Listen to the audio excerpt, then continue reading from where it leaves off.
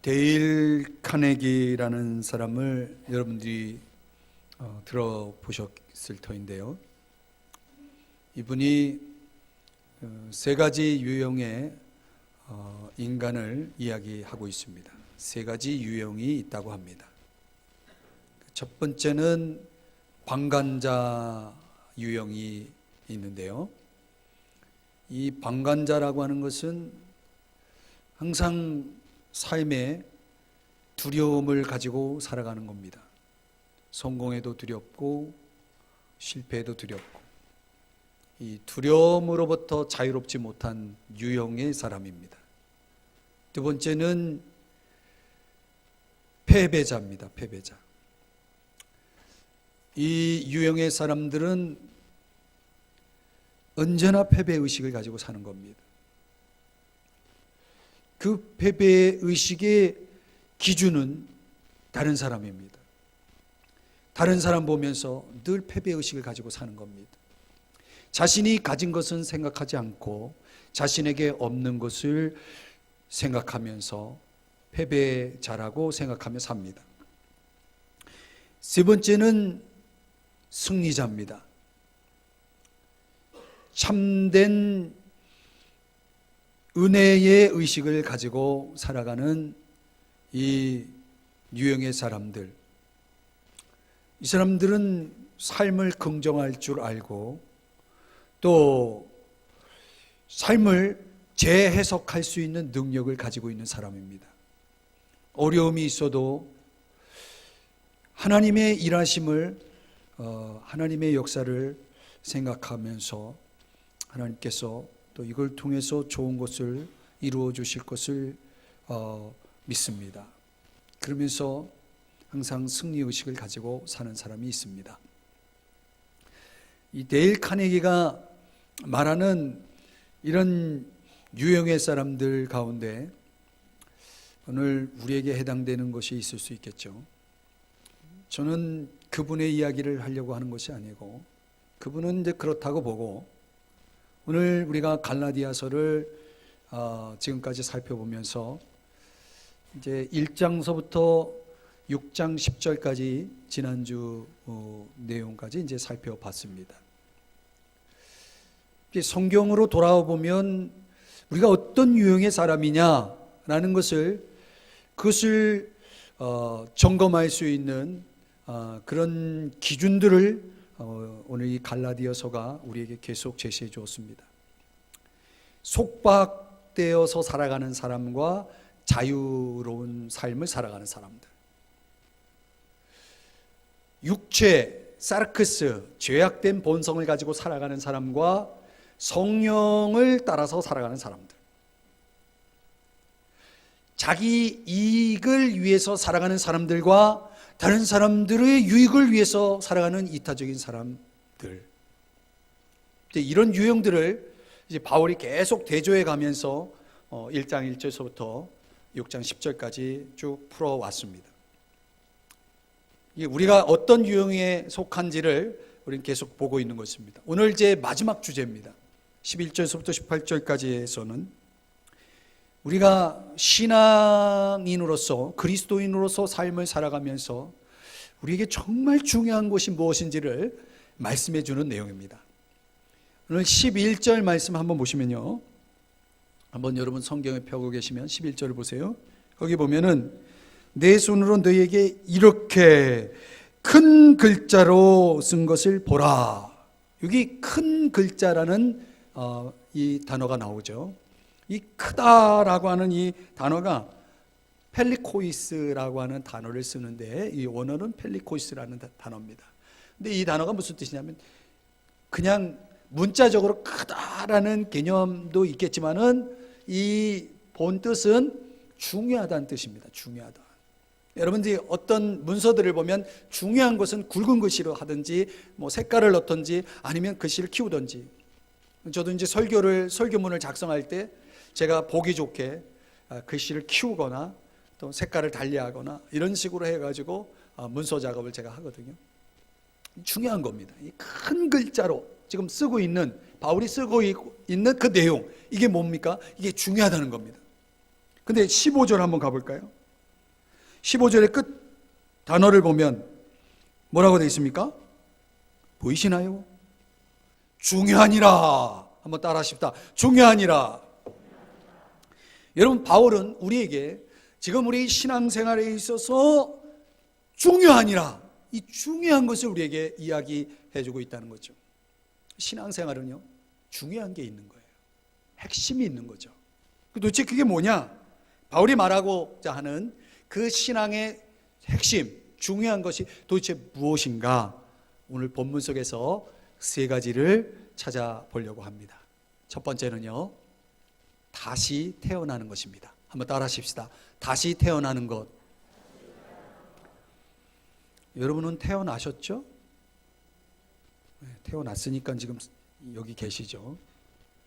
그런데 다시 태어난다는 것은 여러분들이 다 어머니 태 속으로 다시 들어갔다가 나오라는 얘기가 아니겠죠. 자, 우리가 신앙생활 하면서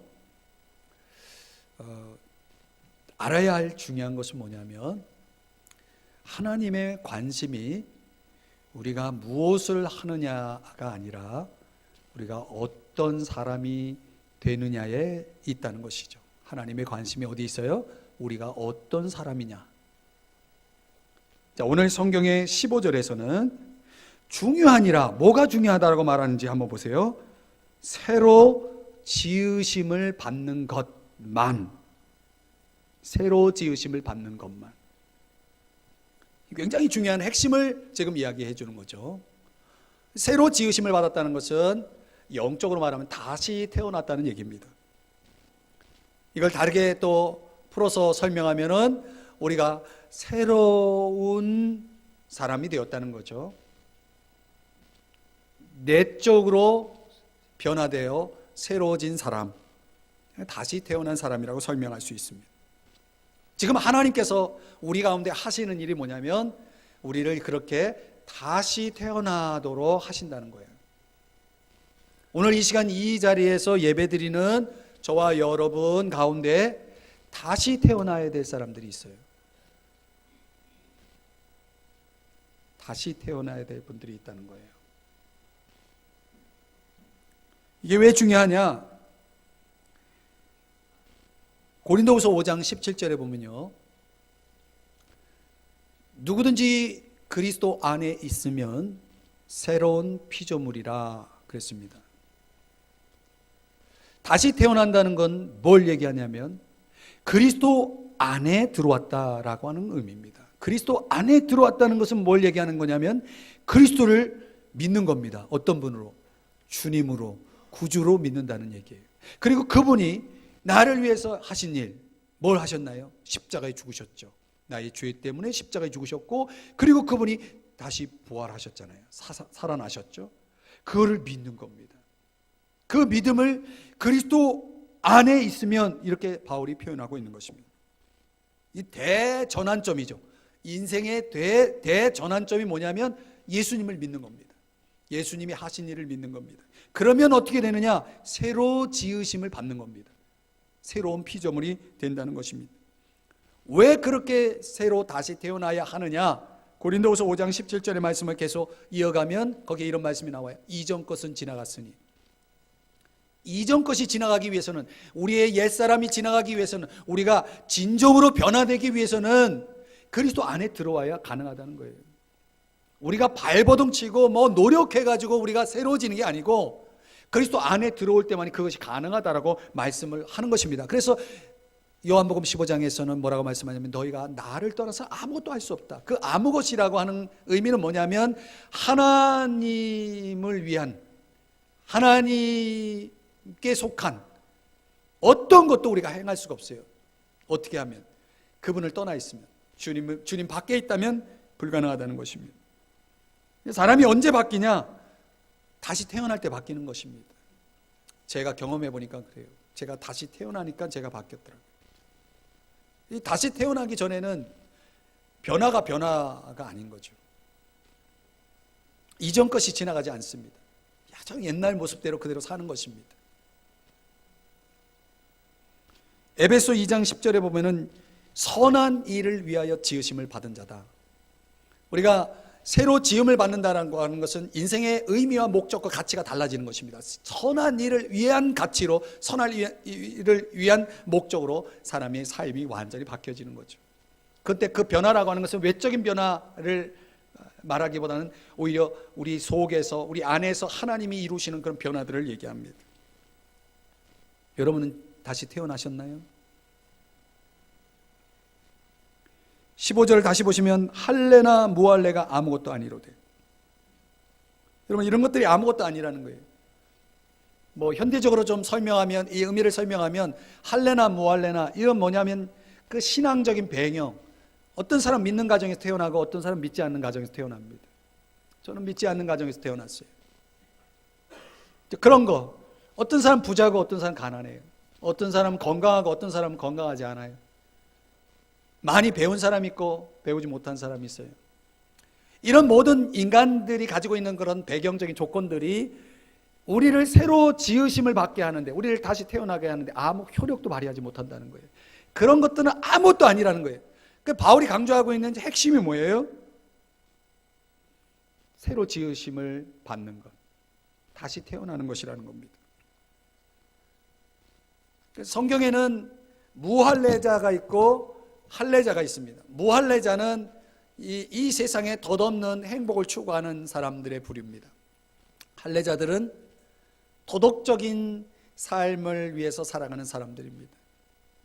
근데 어떤 유형으로 살든 하나님 앞에서는 똑같아요. 그 인간이 그 인간이죠.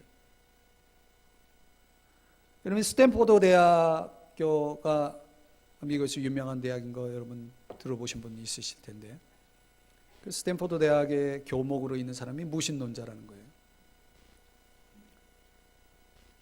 신앙 상담도 하고 다 해요. 할 거 다 해요. 채플도 드리고 할 거 다 하는데 무신론자예요. 여러분, 우리가 신앙적으로 가지고 있는 이 타이틀들 있죠. 심지어 목사도, 교목이라는 건 학교 목사라는 얘기인데 목사도 무신론자가 있다는 거예요. 여러분, 우리가 가지고 있는 직분이라는 게 그게 무슨 의미가 있습니까? 아무것도 아니에요. 그거. 하나님 보실 때는 아무것도 아니라는 거예요.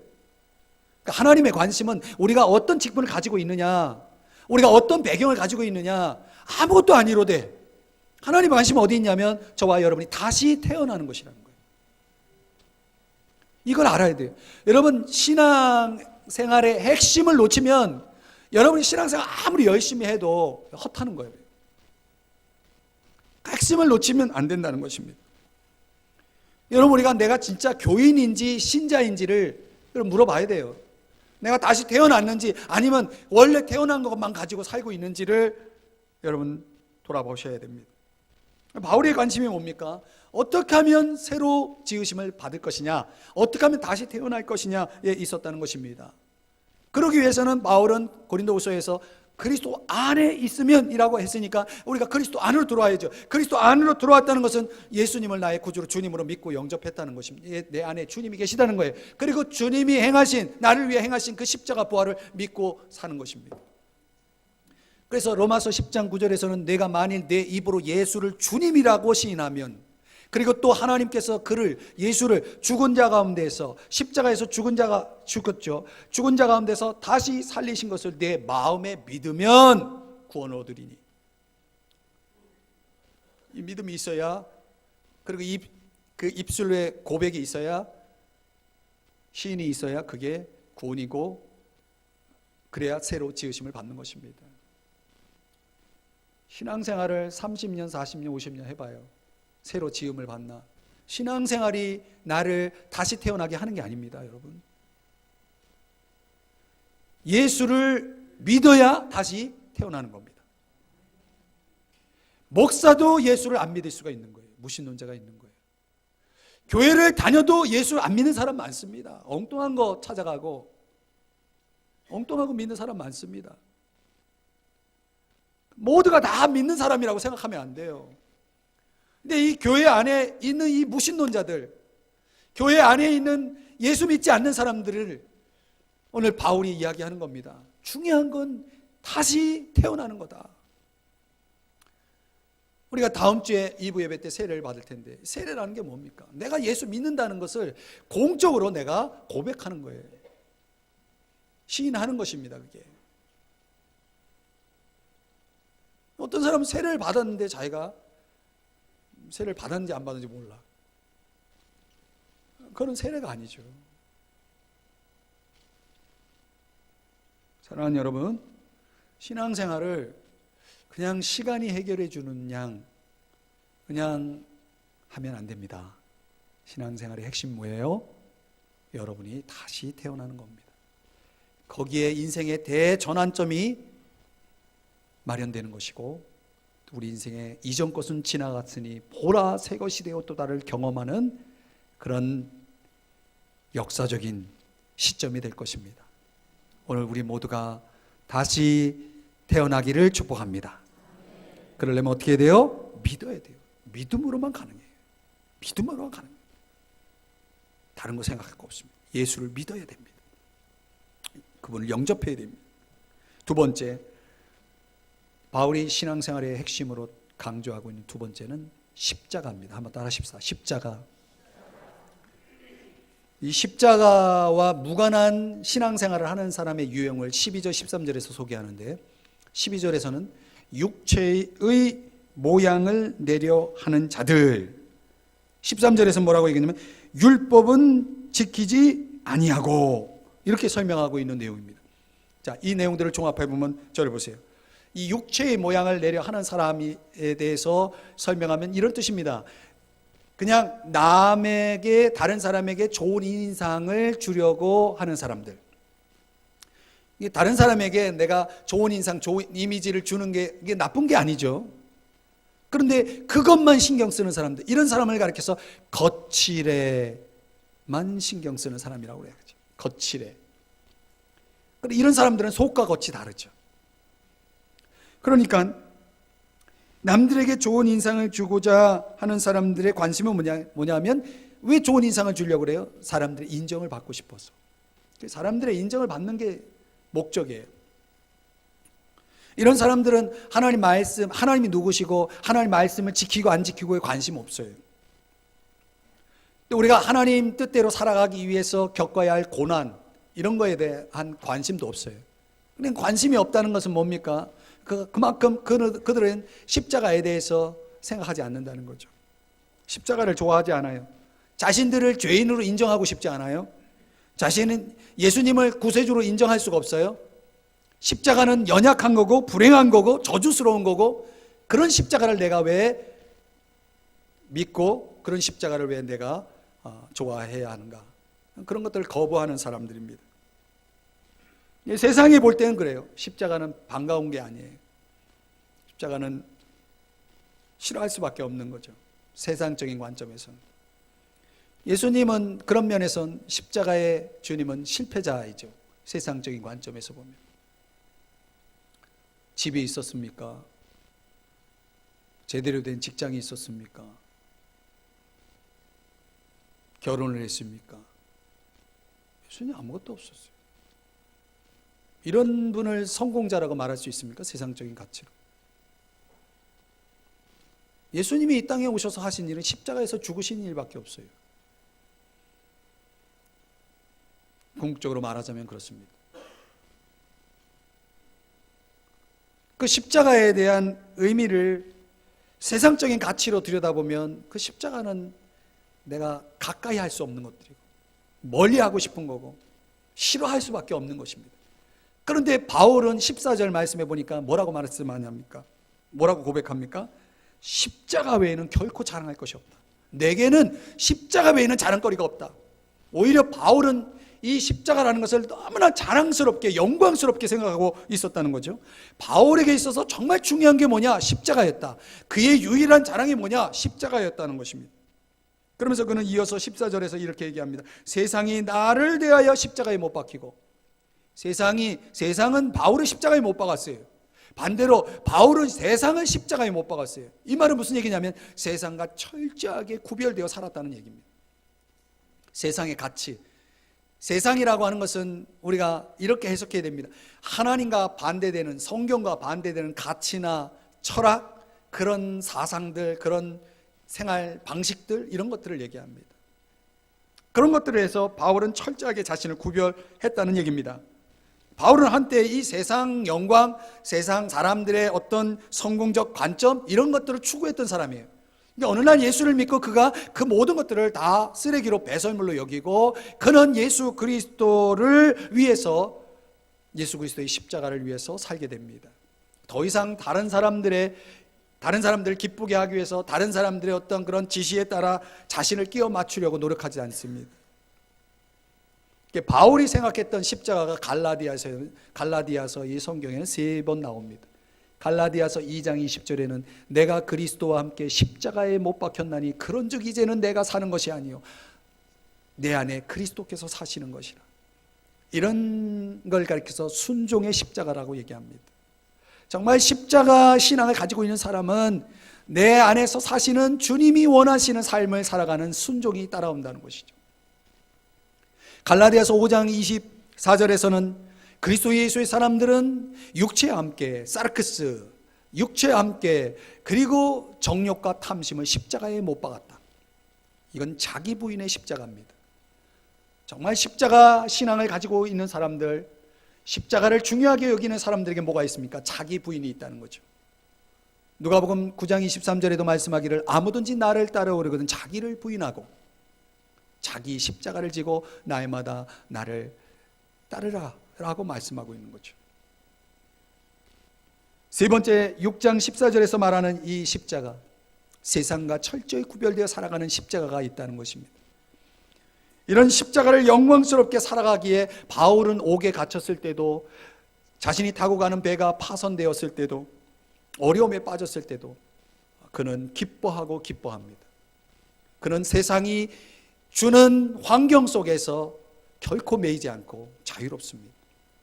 그는 자족의 비결을 터득한 사람입니다.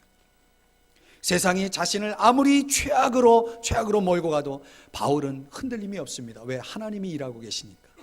하나님이 함께하고 있으니까. 주님의 그 십자가를 믿기 때문에, 주님이 나와 함께하고 주님이 나를 위해 일하고 있다는 사실을 믿기 때문에 그는 자신의 최선이 아니라 또 세상의 어떤 그런 좋은 것들이 아니라 주님의 그 십자가를 자랑하고 살기 때문에 그 자신에게 주어져 있는 그런 조건들에 흔들림이 없죠. 이 죽음의 은유를 생각해 보면 죽음이 뭐가 죽어야 되느냐? 십자가에 죽는 그 죽음의 실체가 뭐냐면 우리가 생각하기에 이것이 없으면 못 살겠다는 것, 이거 없이는 안 된다는 것, 이것을 통해서만이 내가 완전해질 수 있다라고 생각하는 것들에 대한 죽음이죠. 십자가 중심의 신앙을 가진 사람들에게는 이런 일들이 벌어지는 거예요. 그럼 지겹도록 십자가에 대해서 들어보지 않습니까, 여러분? 수십만 번, 수백만 번을 들어도 십자가를 깨닫지 못한 사람 많습니다. 스펄전 목사님이 어느 날 성경을 묵상하는데 그 십자가의 장면이 나오는 겁니다. 그런데 마음 가운데 아무런 느낌이 없어요. 그는 갑자기 울기 시작합니다. 그리고 주님 앞에 이렇게 탄식합니다. 주님이 나를 구원하기 위해 일어난 이 십자가의 사건 앞에 제가 아무런 느낌이 없어요. 그러면서 웁니다. 오늘날 예수님을 믿는다고 하는 사람들이 십자가에 대해서 아무런 느낌을 갖지 못한다면 그것은 잘못된 신앙이죠. 그건 분명히 뭐가 문제가 있는 겁니다. 십자가의 주님을 자랑할 수 없다면, 바울이 생각하는 그 십자가는 어떤 십자가기에 그는 그렇도록 자랑하며 그거 외에는 자랑할 것이 없다라고까지 고백할까요? 그 십자가가 우리를 구원하는 유일한 길이기 때문에, 그 십자가가 나의 죄성을 이기고 세상의 유혹을 극복할 수 있는 능력이 되기 때문에, 주님이 나를 여전히 사랑하신다라고 하는 사랑의 증표이기 때문에 바울은 그 십자가를 놓칠 수가 없는 거예요. 오늘 저와 여러분이 십자가 앞에서 감격할 수 없고 감사할 수 없고 그 십자가 앞에서 여러분의 가슴이 뜨거워질 수 없다면 죄송합니다. 그 사람은 다시 태어나지 않은 사람이 분명합니다. 만약 다시 태어났다면, 그런 분이라면 분명 신앙에 문제가 생긴 겁니다. 고장난 겁니다. 여러분, 십자가를 향한 감격을 회복하시기를 주의 이름으로 축복합니다. 그래야 여러분이 십자가를 자랑할 수 있습니다. 십자가를 전할 수 있는 것입니다. 그 십자가 중심의 신앙, 순종과 자기 부인과 그리고 세상과 구별된 그 십자가를 지고 살아가는 저와 여러분이 될 수 있기를 주님의 이름으로 축복합니다. 신앙생활의 중요한 핵심이 바로 여기에 있습니다. 십자가입니다. 마지막 세 번째는 신앙생활의 핵심이 뭡니까? 중요한 게 뭡니까? 예수의 흔적입니다. 한번 따라 하십시다. 예수의 흔적. 17절 말씀해 보니까 바울이 이렇게 말해요. 내 몸에 예수의 흔적을 지니고 있노라.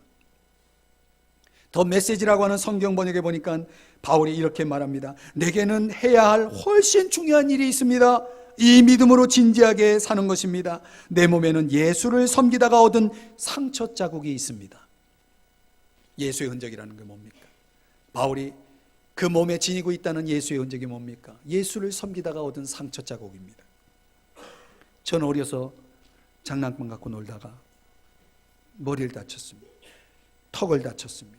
상처가 있어요. 사람의 상처는 영원히 남죠. 살아있는 한. 그 상처, 바울에게는 누가 보더라도 바울을 볼 때마다 뭐가 있습니까? 예수의 흔적, 예수님 섬기다가 얻은 상처가 있었다는 것입니다. 1세기 사람들은 특정 신에게 자신이 속했다는 것을 나타내기 위해서 자기 몸에다 문신을 했다고 합니다. 오늘날의 문신은 그런 의미의 문신은 아니겠지만 말이죠. 소나 양에게 이건 내 거야 라고 말할 때 그때 주인이 그 동물에게 낙인을 찍습니다. 이게 바로 흔적이라는 단어예요. 스티그마티. 이 단어, 이 흔적, 이게 결국 주인이 자기 거라는 것을 표시하는 그 흔적. 바울에게 예수의 흔적이 있었다는 것은 무엇을 얘기하냐면 예수님이 그의 주인이 되시다라고 하는 것에 대한 흔적입니다. 여러분, 우리가 예수님을 어떤 분으로 믿습니까? 주인으로 믿지 않습니까? 그래야 구원이죠. 저와 여러분의 주인은 누굽니까? 그렇다면 여러분, 그 주인이신 예수님의 흔적이 여러분에게 있습니까? 예수님을 섬기다가 얻은 고난의 상처들이 있나요?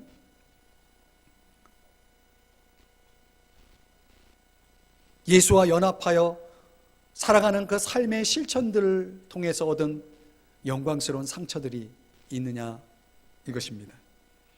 바울은 사도행전 20장 24절에서 내가 달려갈 길, 곧 주 예수께 받은 사명, 하나님의 은혜의 복음을 증거하는 일을 위해서 나는 내 목숨을 조금도 귀한 것으로 여기지 않는다고 그랬습니다. 바울에게 막힘이 없었어요. 바울은 자신이 지니고 있는 그 예수의 흔적, 자신의 몸에 드러난 그 예수의 흔적을 자랑스럽게 여겼습니다. 바울을 막을 것이 없었어요. 사랑하는 여러분, 한국교회사에 보면은 여러분이 잘 아시는 언더우드 박사의 이야기가 나옵니다. 이분이 1884년 신학대학을 졸업하면서 그는 하나님께 자신을 헌신합니다. 그래서 그 헌신의 증표로 그가 선교사로 이제 나가기 위해서 기도하다가 이제 인도라는 나라를 정합니다. 인도의 언어를 배우고 또 인도에 대한 여러 가지 공부들을 하고 준비를 합니다. 1년 동안 그런 준비를 하면서 또 그분이 의학을 했기 때문에 또 인도에 가가지고 어려운 사람들, 가난한 사람들, 병든 사람들 고쳐야 되겠다 이런 생각을 하고 다 준비를 하고 있는 겁니다. 근데 어느 날 기도를 하는데 주님이 언더우드 박사에게 이렇게 이야기했다는 거예요.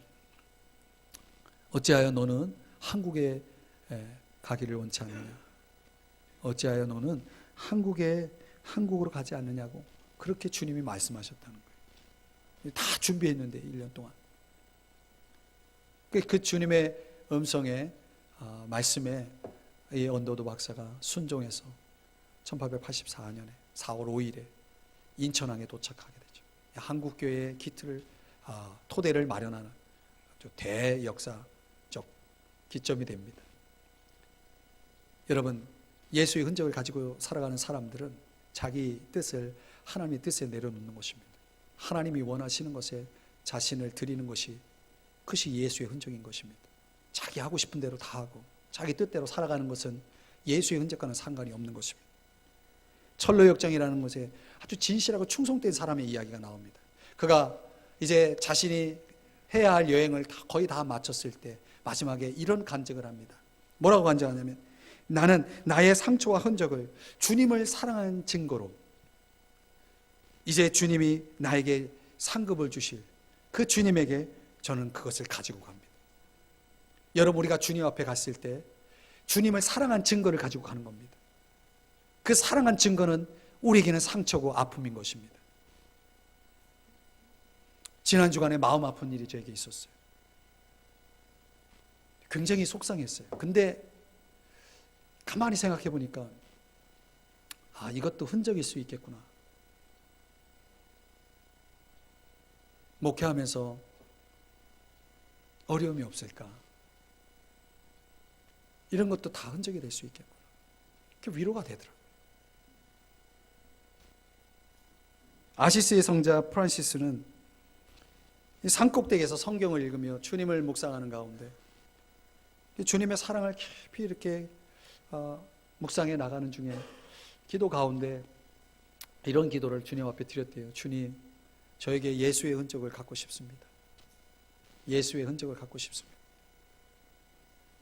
그렇게 기도하는 중에 기도 응답이었는지 모르겠지만 주님의 형상, 그 영광스러운 형상이 나타나, 그리고 자신의 그 몸에 십자가의 그 강렬한 아픔이 느껴지기 시작했다고 합니다. 그때 그 아픔의 체험을 통해서 그는 주님의 십자가를 더 사랑할 수 있었고 그 남은 생을 주님을 위해서 살아갈 수 있었다라고 하는 그런 일화가 있습니다. 우리들에게 정말 중요한 건 뭐냐? 우리의 신앙에 있어서 정말 중요한 것은 결국 이 땅에서 우리가 이런저런 모습으로 살아가겠죠. 언젠가는 주님 앞에 우리가 가지고 가야 될 것이 있다는 거예요. 우리가 가지고 가야 될 것. 그걸로 우리는 뭘 받는가? 상장을 받는 것입니다. 고린도전서 15장 58절에 보니까 사랑하는 형제들아, 견실하며 흔들리지 말고 항상 주의 일에 더욱 힘쓰는 자들이 되라. 이는 너희 수고가 주 안에서 헛되지 않은 줄 알미라. 여러분, 우리가 주의 일에 힘쓰는 자가 되어야 될 것은 그것이 결코 헛되지 않다라고 말씀을 하고 있는 것입니다. 요한계시록 2장 10절에 보면 죽도록 충성하라. 그리하면 생명의 면류관을 내게 주리라라고 말씀을 하십니다. 오늘 저와 여러분이 어느 날 주님 앞에 섰을 때 주님 앞에 가지고 갔던 그 흔적들이, 그 예수의 흔적이 주님이 내게 주실 상으로 바뀌어질 것을 믿으시기를 바랍니다. 어떤 사람이 꿈을 꾸고 있었어요. 그 꿈속의 내용은 십자가를 질질 끌고 언덕을 향해 올라가는 겁니다. 너무 무거워요. 근데 갑자기 주님이 나타나셨어요. 이게 웬일입니까? 주님을 보더니 평소에 하던 대로, 주님 너무 살기가 힘들어요. 못 살겠어요. 이 십자가 너무 무거워요. 목수이시니까 좀 이 십자가 좀 잘라주세요. 그래서 잘라줬어요, 주님이. 그랬더니 이것도 무거워요. 또 잘라줬어요. 또 이것도 무거워요. 그래 또 잘라줬어요. 3번이나 잘라줬대요. 그 이제 가벼운 십자가를 지고 이렇게 편하게 올라가는데 앞에 그 언덕을 이렇게 지나 보니까 요단강이 보이는 거예요. 근데 많은 사람들이 그 요단강을 자기가 지고 있던 십자가를 다리로 삼아서 건너가는 거예요. 근데 십자가를 잘랐잖아요. 몇 번이나, 3번이나. 건너갈 수 없는 거예요. 막 울고 있는데 잠에서 깨어났다는 거예요. 여러분, 이 이야기 속에서 뭘 느낄 수 있습니까? 다 사람마다 지고 가야 할 십자가가 있는 거죠. 사명이 있는 거죠. 주님 앞에 설 때에는 내 몫의 그 십자가, 내가 져야 할 사명들, 나에게 있어야 될 예수의 흔적을 가지고 주님 앞에 서게 된다는 사실을 잊지 마시기를 바랍니다. 최근에 우리 교육자들과 같이 읽고 있는 책이 하나 있습니다. 이 나빌 쿠레시라고 하는 이 팔레스틴, 이 파키스탄이죠. 파키스탄 이 사람 2세인데 미국에서 태어났어요. 할아버지는 이슬람교 선교사고 부모는 아주 철저하게 이슬람교에 아주 빠져있는 그런 가정입니다. 거기서 성장한 거예요. 영어로 아랍어로 코란을 다 외우고 하루에 5번 이상 기도하고 5번씩 기도하고 대단한 이슬람교에 아주 헌신하는 이 나빌 쿠레시라고 하는 사람이 그 대학 친구인 데이비드라고 하는 친구랑 이 기독교에 대해서 좀 알고 있는 그 친구랑 3년 반 동안 성경에 관한 진리와 코란에서 말하는 그가 믿는 알라가 어떤 신이고 그런 신적인 또 그런 정경적인 토론을 3년 반 동안 하게 됩니다. 그런데 점점 시간이 갈수록 그 나빌 쿠레시가 부인하고 싶은 예수, 십자가를 부인하고 싶고 예수라는 존재를 부인하고 싶고 또 예수가 행한 것을 부인하고 성경을 부인하고 막 이런 걸 가지고 토론을 하다가 계속해서 토론이 진행되면 진행될수록 기독교적인 그런 성경적인 내용들은 더 확실해지고 더 분명해지고 더 역사적인 그런 사실이 되는 반면에 자기가 믿고 있던 코란의 내용들, 자기가 믿고 있는 알라에 대해서 회의가 느껴지기 시작합니다. 점점 코너에 몰립니다. 그 결정적으로 9.12 사태가 벌어지면서 자신의 이슬람교, 자신이 믿고 있는 이 알라, 또 자신이 마스터한 코란에 의하면 거기에는 이 이슬람교가 과연 평화의 종교라고 하는 사실을 찾아볼 수가 없는 그 9.12 사태를 통해서 보여준 그 어떤 적나라한 모습들을 통해서 그가 깨닫기 시작합니다. 마음이 무너지기 시작합니다. 그리고 세상에 신이 인간을 위해 죽었다는 종교는 그 어디에도 없다는 거예요. 인간이 신을 달래고 신을 위해서 충성하고 신을 위해서 살면 신이 축복해 주시는 것, 그 정도의 신들은 세상에 많이 있다는 것입니다. 근데 이 기독교의 신이신 예수는 그가 하나님의 아들이라면, 그가 과연 하나님이라면 있을 수 없는 일이 벌어진 거죠. 그분이 인간을 위해서 이 땅에 오셔서 십자가에 죽으시고 인간을 위해서 희생하셨다는 거예요. 거기서 그는 기독교야말로 진정한 사랑의 종교라는 것을 깨닫고 예수 그리스도를 영접합니다. 그리고 이슬람 세계에서는 거의 죽음, 사형 선고에 해당하는 이제 예수를 선택한 이후 그는 의사의 길을 접고 그리고 이슬람 사람들을 위해서, 이슬람교 사람들을 위해서 복음을 전하는 전도자로 살아가게 됩니다. 저는 그의 선택 속에 오늘 이 본문에서 보여주고 있는 그 모든 것, 그가 예수를 영접하고 다시 새로워졌고 태어났고 그리고 그는 십자가를 깨달았습니다. 그리고 이제는 십자가를 자랑하면서 그가 겪어야 어쩔 수 없는 운명적으로 겪어야 될 이슬람 세계를 공략하기 위해서, 전도하기 위해서 그는 예수의 흔적을 주저하지 않고 받아들입니다. 저는 이것이 우리 신앙인들이 핵심적으로 추구해 나가야 될 중요한 길이라고 봅니다. 그 나빌 쿠레시가 꿈속에서 하나님을 믿고 싶어서, 알고 싶어서 기도한 대로 꿈속에서 두 가지를 보게 되는데 수천 개의 십자가를 보죠. 그리고 이것도 분명하지 않으니까 그가 본 게 뭡니까? 좁은 문을 봤다고 해요. 겨우 자신이 빠져나갈 수 있는 좁은 문. 신앙은 좁은 문입니다. 좁은 길입니다. 하나님 앞에 어느 누구도 피할 수 없는 것. 그 좁은 문 앞에 서 있을 때 어떤 사람은 들어갈 것이고 어떤 사람은 못 들어갈 겁니다. 저는 오늘 이 갈라디아서를 마무리하면서 오늘 바울이 또 아주 중요한 얘기를 하고 있습니다. 오늘 우리 삼성중학교에 나와서 신앙생활 하시는 분 가운데 이 신앙의 핵심을 놓치고 살아가는 분이 있다면, 만약 그런 분이 단 한 분이라도 있다면 오늘 이 설교가 오늘 그분에게 복음이 되었으면 좋겠어요. 우리 모두가 예수 안에서 다시 그분을 믿음으로 말미암아 다시 태어나야 합니다. 그리고 여러분이 세례를 받으셔야 됩니다. 그리고 그 세례를 통해서 여러분이 고백한 그 십자가를 이제 자랑하면서 전하면서 살아야 할 것입니다. 그리고 나아가 이제는 예수를 섬기는, 예수의 흔적을 가지고 살아가는, 예수님을 섬기면서 받는 그 상처를 영광스럽게 생각하면서 나아갈 때 언젠간 그것이 그 흔적이 여러분의 상장이 될 것을 믿으시기를 바랍니다. 다 같이 일어나서 찬송 부르고 결단하면서 기도하면서 예배를 마치겠습니다. 보혈을 지나 하나님 품으로 나아가기 원합니다. 보혈을 지나 하나님 품으로, 보혈을 지나 아버지 품으로, 보혈을 지나